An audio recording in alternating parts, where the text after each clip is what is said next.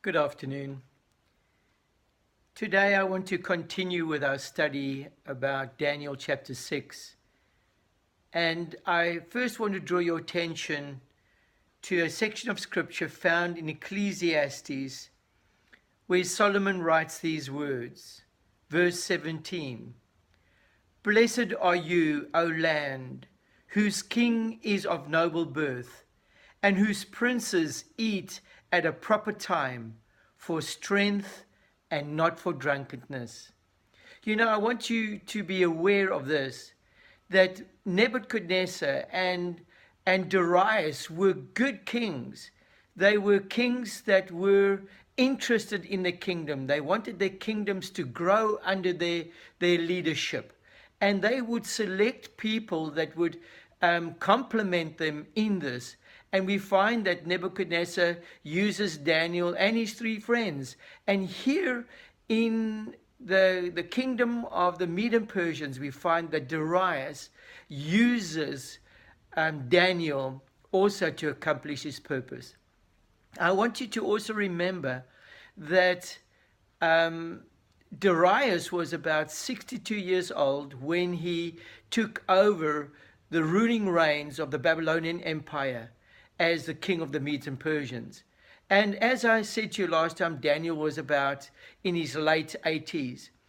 And I'm going to show you as we go on that there was a special friendship that had developed between Darius and Daniel. And this is really going to come out quite clearly, because we see that Darius was very happy and pleased with the fact that he had chosen such a wise and loyal administrator.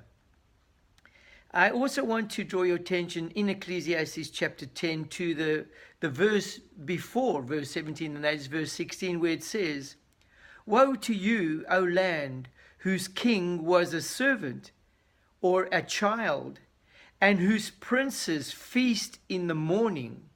You see, lots of times we find that most kingdoms, when we have rulers, are corrupt rulers. And because they are corrupt, they set a standard. And those who serve below them are also corrupt. It's sad that if you look at the world we're living in, that we have corrupt kingdoms and we have prosperous kingdoms. The sad thing is, dear friends, that in both situations, we are to find ourselves good citizens to those authorities. Now let's go back to Daniel chapter 6, and I want you to see how the plot thickens. Because the satraps and the administrators couldn't find fault with Daniel's character, with his method of working, and that they set a trap. And I want you to notice what trap they set. Verse 5 says, finally. That means that there must have been quite a time of which they were really watching Daniel and testing Daniel and could find no fault with him. And then finally it says there, finally these men said, we will never find any basis for charges against this man Daniel unless it has something to do with the law of his God. Dear friends, I want you to listen to this here. Right here we are given a hint that in the end of time, when people try to find fault with God's people, they will find that it's difficult to find fault with our behavior, because we treat everybody with respect and we serve well. We are good servants to both good and bad people. But the only area that they are going to get us to be challenged in is the moment it comes to the laws of the God of creation, of whom we are his creation. We who have subjected ourselves to him who is the King of Kings.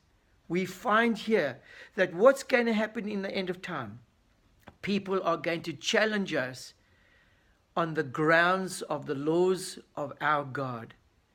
And they're going to do something here to get us to perhaps, because of fear, break the rules. And because of fear, break our allegiance to God.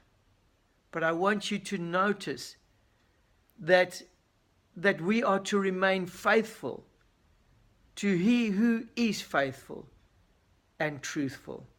May God help us that as we see how that the world is going to challenge us not on our behavior, but on the fact that we serve God and we keep His commandments, that we are faithful to Jesus, that when this challenge comes to us, when they come to challenge our obedience to God, that we will remain faithful and true.